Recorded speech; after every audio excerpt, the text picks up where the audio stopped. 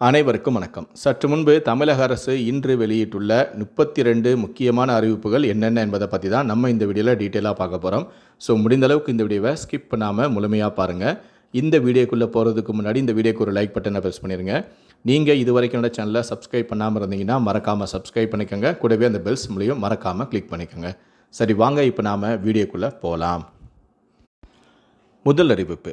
தனது முதல் பட்ஜெட்டை சட்டப்பேரவையில் தாக்கல் செய்த நிதி அமைச்சரான மரிய வில்சன் தமிழக பட்ஜெட்டில் அண்ணன் சீர் திட்டத்தின் கீழ் திருமணத்தின் போது பெண்களுக்கு 8 கிராம் தங்கம் மற்றும் பட்டுப்புடவை வழங்க 812 கோடி ரூபாய் ஒதுக்கீடு செய்துள்ளதாக கூறினார்.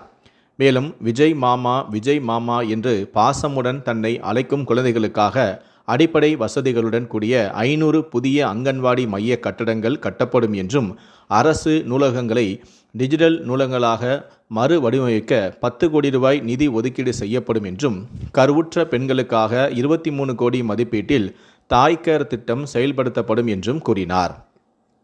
இரண்டாவது அறிவிப்பு. செப்டம்பர் 8ஆம் தேதி வரை தமிழ்நாடு சட்டமன்ற கூட்டத்தொடர் நடைபெறும் என்று அலுவல் ஆய்வுக்குழு கூட்டத்திற்கு பின் சபாநாயகரான பிரபாகர் அறிவித்துள்ளார். பட்ஜெட் மீதான விவாதம் நாளை முதல் நடைபெறும் என்றும் செப்டம்பர் 7இல் காவல், தீயணைப்பு, மீட்பு பணிகள் மீதான பதிலுரையில் முதலமைச்சர் விஜய் பேசுவார் என்றும் கூறினார். மூன்றாவது அறிவிப்பு. 15 நிமிடங்களுக்கு மேல் மின்வெட்டு ஏற்பட்டால் மின்வாரிய தலைமை அலுவலகத்துக்கு தகவல் தெரிவிக்க வேண்டும். மின்வாரிய பொறியாளர்கள் உயர் அதிகாரிகளுக்கு தகவல் தெரிவிக்க வேண்டும் என அமைச்சரான நிர்மல்குமார் உத்தரவிட்டுள்ளார். நான்காவது அறிவிப்பு. டாஸ்மாக் கடைகளில் விரும்பிய மதுபானத்தை வாங்க விரைவிலேயே புதிய செயலி அறிமுகம் செய்யப்பட உள்ளது. மது பிரியர்கள் இருக்கும் இடத்தில் இருந்தே மதுபான ரகத்தை தேர்வு செய்து பணம் கட்டினால் QR கோடு வந்துவிடும். இந்த QR கோடை காண்பித்து டாஸ்மாக் கடையில் மதுபானத்தை மது பிரியர்கள் வாங்கிக் கொள்ளலாம். ஐந்தாவது அறிவிப்பு. தமிழ்நாட்டில் பொது இடங்களில் புகைப்பிடித்தால் சிறை தண்டனை விதிப்பது குறித்து தமிழ்நாடு அரசு பரிசீலனை செய்து வருகிறது. தமிழ்நாட்டில் பேருந்து நிலையம், ரயில் நிலையம் உள்ளிட்ட பொது இடங்களில் புகைப்பிடித்தால் தற்போது அபராதம் விதிக்கப்படுகிறது. அபராதம் விதித்தாலும் பொது இடங்களில் புகைப்பிடிப்பவர்களை கட்டுப்படுத்த முடியாததால் தண்டனையை கடுமையாக்க பரிசீலனை செய்யப்பட்டு வருகிறது. ஆறாவது அறிவிப்பு. ஆடிப்பெருக்கு நாளில் 16,946 பத்திரப்பதிவுகள் நடந்ததன் மூலம் தமிழ்நாடு அரசுக்கு 172 கோடி ரூபாய் வருவாய் கிடைத்துள்ளது. சாதாரண நாட்களை விட நேற்று முன்தினம் ஆடிப்பெருக்கு அன்று 72 கோடி ரூபாய் கூடுதல் வருவாயும் கிடைத்துள்ளது. ஏழாவது அறிவிப்பு. டாஸ்மாக் கடைகளில் விற்கப்படும் அனைத்து மதுபானங்களுக்கும் ரசீது வழங்க வேண்டும் என்று டாஸ்மாக் நிர்வாகத்திற்கு சென்னை உயர்நீதிமன்றம் உத்தரவிட்டுள்ளது. மதுபான வாங்குவோருக்கு ரசீதுகள் வழங்கப்படவில்லை என்று உச்சநீதிமன்ற நீதிபதியான இளந்திரையன் தெரிவித்துள்ளார். உத்தரவை அமல்படுத்தியது குறித்து அறிக்கை தாக்கல் செய்யவும் உத்தரவிட்டு இந்த வழக்கை 7ஆம் தேதிக்கு தள்ளி வைக்கப்பட்டுள்ளது. எட்டாவது அறிவிப்பு. 2026-27ஆம் ஆண்டு தமிழக நிதிநிலை அறிக்கையில் பள்ளிக்கல்வித்துறைக்கு 44,527 கோடி ரூபாய் ஒதுக்கீடு செய்யப்பட்டுள்ளது.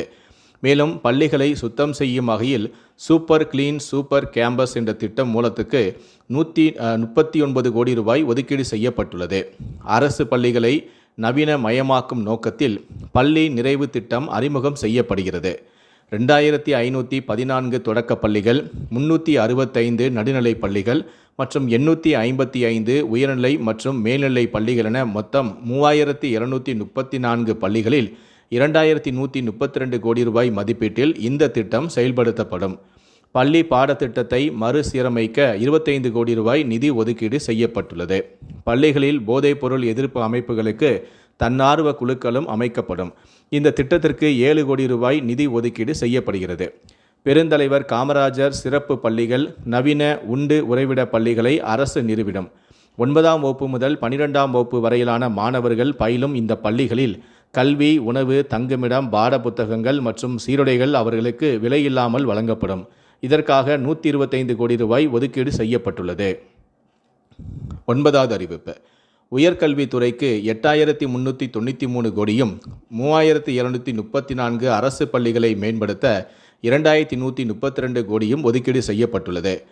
5,32,000 அரசு பள்ளி மாணவர்களுக்கு நவீன சைக்கிள்கள் வழங்கப்படும்.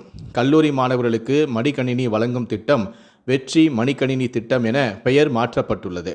கல்லூரி மாணவர்களுக்கு 2000 கோடி மதிப்பீட்டில் வெற்றி மடிக்கணினி திட்டம் அமல்படுத்தப்படும். 300 மாணவ சேர்க்கையுடன் மதுரை சிறப்பு அரசு சட்டக் கல்லூரி அமைக்கப்படும்.